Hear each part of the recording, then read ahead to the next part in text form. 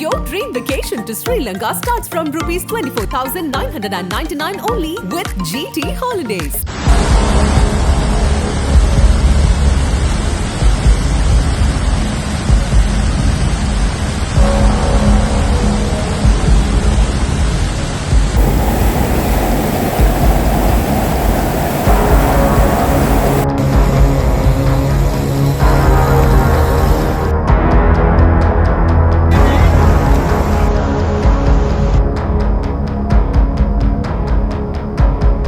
நக்கீரன் நேயர்களுக்கு வணக்கம். கேரளாவை உலுக்கிய நிலச்சரிவு. கேரளாவில் சமீப நாட்களாக பார்த்தீங்க அப்படின்னா தென்மேற்கு பருவமழை தீவிரமடைஞ்சிட்டு வருது.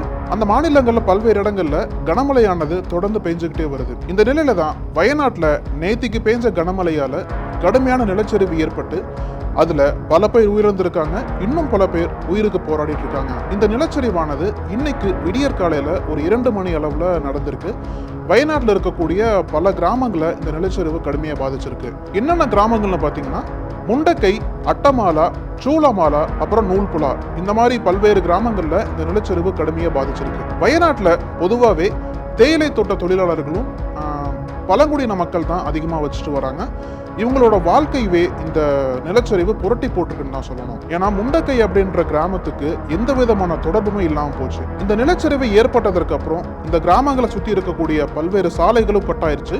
அது மட்டும் இல்லாமல் முக்கியமாக முண்டக்கை அப்படின்ற கிராமத்தை இணைக்கக்கூடிய ஒரே ஒரு பாலமும் இடிஞ்சிருச்சு. இதனாலேயே அந்த கிராமத்தில் மாட்டி இருக்கிற மக்களை மீட்கிறது ஒரு மிக கடினமான சவாலாக மாறி இருக்கு. இருந்தாலும் இதில் மீட்பு படையினர் முழு மூச்சா இறங்கி செயல்பட்டு இருக்காங்க. கேரள அரசாங்கமுமே இந்தியன் ஆர்பிட்ட பேசி இந்த கிராமத்தை இணைக்கிறதுக்கு ஒரு தற்காலிகமான பாலம் வேணும், அதை உடனே ரெடி பண்ணிட்டு தற்காலிகமாக ஒரு பாலத்தை ரெடி பண்ணிட்டு அதன் மூலிமா அங்கே சிக்கி இருக்கக்கூடிய மக்கள் எல்லாத்தையும் வெளியே கொண்டு வரலாம் அப்படின்ற இதில் இப்போ முயற்சிகள் எடுத்துட்டு இருக்காங்க. இந்த பாதிப்பு ரொம்ப கடுமையாகவும் இருக்கு, ரொம்ப மனதை உழுக்கக்கூடிய அளவுக்கும் இருக்கு. ஏன்னு கேட்டிங்கன்னா இந்த நிலச்சரிவில் 100க்கும் மேற்பட்ட மக்கள் சிக்கி இருக்காங்க. அதில் இந்த வீடியோ ஷூட் பண்ணுற டைம் வரைக்கும் கிட்டத்தட்ட 40 பேர் கிட்ட இறந்துட்டதா தகவல் சொல்றாங்க. இன்னும் 50க்கும் மேற்பட்டவங்க படுகாயம் அடைஞ்சு மருத்துவமனையில் அனுமதிக்கப்பட்டிருக்காங்க. 100க்கும் அதிகமானோர் இதுல காணாம போயிருக்காங்க. இன்னும் மீட்பு பணி தொடர்ந்து நடந்துகிட்டு இருக்கு. அங்க இருக்கக்கூடிய குடும்பங்கள் அவங்களோட நெருங்கிய சொந்தங்கள் எல்லாமே இந்த நிலச்சரிவில் மாட்டிக்கிட்டாங்க, அவங்கள உடனே மீட்டு கொடுங்க அப்படின்னு கோரிக்கை வச்சுட்டு வராங்க. மீட்பு படையினரும், அதாவது மாநில மீட்பு படையாகட்டும் தேசிய மீட்பு படையாகட்டும், 2 அணியினருமே சேர்ந்து ஹெலிகாப்டர் உதவியோட மீட்பு பணிகளை தொடர்ந்து பண்ணிக்கிட்டு வராங்க. நிறைய பேர் இன்னும் காணாம போயிருக்காங்க இல்லையா, அதனாலேயே பலி எண்ணிக்கை உயரக்கூடும் அப்படின்ற ஒரு அச்சமும் அங்க பரவிட்டு இருக்கு. இந்த நிலச்சரிவு கேரளாவையும் தாண்டி இந்தியாவை உலுக்கி இருக்குன்னு தான் சொல்லணும். ஏன்னா அந்த அளவிற்கு இதற்கான தாக்கம் இன்னைக்கு காலையில இருந்தே உணர முடியுது. இந்த துயர சம்பவம் பார்லமெண்ட் வரைக்கும் எதிரொலிக்க ஆரம்பிச்சிருக்கு. இப்போ நம்ம பட்ஜெட் செஷன் போயிட்டு இருக்க சமயத்துல கேரளாவை சேர்ந்த எம்பிக்கள் எல்லாருமே மத்திய பாஜக அரசை இந்த நிலச்சரிவை தேசிய பேரிடரா அறிவிக்கணும் அப்படின்ற ஒரு கோரிக்கையை கேரளா எம்பிக்கள் எல்லாம் எழுப்ப ஆரம்பிச்சிருக்காங்க. அது மட்டும் இல்லாம லோக்சபாவில் எதிர்கட்சி தலைவராக இருக்கக்கூடிய ராகுல் காந்தி விரைவில் வயநாடுக்கு சுற்றுப்பயணம் போறதாகவும் அங்க இருக்கக்கூடிய மக்களை பார்த்து ஒரு ஆறுதல் சொல்ல போறாருன்ற ஒரு செய்தி வந்திருக்கு. ராகுல் காந்தியோட சேர்ந்து அவங்களோட சகோதரி பிரியங்கா காந்தியும் வயநாடுக்கு போறதா ஒரு செய்தி வந்திருக்கு. இது வரைக்கும் வயநாடு பார்லமெண்ட்ல ரெப்ரசென்ட் பண்ண ஒரு ராகுல் காந்தி தான் இந்த 2024 நாடாளுமன்ற தேர்தலில் வயநாட்டிலையும் போட்டியிட்டாரு, உத்தரப்பிரதேசத்தில் இருக்கக்கூடிய ரேபரேலியை போட்டிட்டார். 2 தொகுதிகளும் ராகுல் காந்தி ஜெயிச்சாரு. அப்புறம் வயநாடை விட்டு கொடுத்துட்டு ரேபரேலியை அவர் தக்க வச்சுட்டு ரேபரேலி எம்பியை செயல்பட்டு இருக்காரு. இப்போ கூடிய சீக்கிரம் வயநாடுக்கும் ஒரு இடைத்தேர்தல் வரப்போகுது. அந்த இடைத்தேர்தலில் காங்கிரஸ் சார்பாக பிரியங்கா காந்தி போட்டி போட போறாங்க. ஸோ ராகுல் காந்திக்கும் வயநாட்டுக்கும் ஒரு பர்சனல் பாண்டிங் இருந்துட்டே இருக்கு. கடந்த பல வருடங்களாகவே ஒரு பர்சனல் பாண்டிங் இருக்கு. அதனாலேயே ராகுல் காந்தி வயநாடு மக்களை இந்த துயரமான நேரத்தில் சந்திக்கிறதுக்கு தயாராகிட்டு வராரு. இந்த நிலச்சரிவு நடந்ததுக்கு அப்புறம் பிரதமர் நரேந்திர மோடி கேரளா சிஎம்மாக இருக்கக்கூடிய பினராயி விஜயனை நேரடியாக தொடர்பு கொண்டு இதற்கான இந்த சம்பவத்தை கொடுத்து விசாரிச்சிருக்காரு. அது மட்டும் இல்லாமல் கேரள மக்களோட மத்திய அரசு நிற்குது, கேரள மக்களுக்கு தேவையான அனைத்து உதவிகளையும் மத்திய அரசு செய்ய தயாரா இருக்கு அப்படின்ற ஒரு உறுதிமொழியும் கொடுத்திருக்காரு. அதையும் தாண்டி பிரதமரோட நிவாரண நிதியிலிருந்து இறந்த ஒவ்வொரு குடும்பங்களுக்கும் 2 லட்சம் நிதியுதவியும், அதே மாதிரி மத்திய அரசும் இறந்த ஒவ்வொரு குடும்பங்களுக்கும் 2 லட்சம் நிதியுதவியும் அறிவிச்சிருக்காங்க. ஒரு பக்கம் மீட்பு குழுவினர்கள்லாம் தொடர்ந்து மீட்பு பணியை செஞ்சுட்டு இருந்தாலுமே இந்த மாதிரி தொடர்ந்து நடக்கக்கூடிய நிலச்சரிவுகள் எல்லாம் கேரளால ஒரு துயரமான சம்பவமா தான் போய் முடிஞ்சிருக்கு. ஏன்னா இப்ப நடந்த நிலச்சரிவோட ஸ்பாட் இருக்கு இல்லையா, அதுக்கு பக்கத்துல தான் புத்தமலான்ற ஊர்ல 2019 இதே மாதிரி ஒரு நிலச்சரிவு நடந்தது. அதுலயும் கிட்டத்தட்ட 20 பேர் பலியானதை நம்ம பார்த்தோம். தொடர்ந்து நிலச்சரிவோட கோரமுகத்தை கேரளா மக்கள் தொடர்ந்து பார்த்துக்கிட்டு வராங்க. இப்போவும் அந்த சம்பவம் வந்து ரொம்ப ஒரு துயர சம்பவமா போய் முடிஞ்சிருக்கு. ஏன்னா பலி எண்ணிக்கை அதிகரிக்கும் அப்படின்ற அச்சம் இருந்தாலும், இன்னொரு பக்கம் இதுல இந்த நிலச்சரிவுல மாட்டிக்கிட்ட அனைவரையும் மீட்க முடியுமா அப்படின்ற ஒரு பரிதவிப்பும் கேரளா மக்களிடையே இருக்கு. இந்த கேரளா முழுக்கவே இந்த வேதனை வந்து பரவி இருக்கு. கேரளாவையும் தாண்டி இந்தியா முழுக்கவே இந்த கடுமையான நிலச்சரிவு ஒரு பெரிய சோகத்தை ஏற்படுத்தி இருக்கு அப்படின்னு தான் சொல்லணும். இப்போ கேரளாவில் இன்னைக்கு அதிகாலை நிலச்சரிவு நடந்த அதே நேரத்தில் தான் ஜார்க்கண்ட்லயும் இன்னைக்கு அதிகாலை ஒரு கோரமான ரயில் விபத்து நடந்திருக்கு.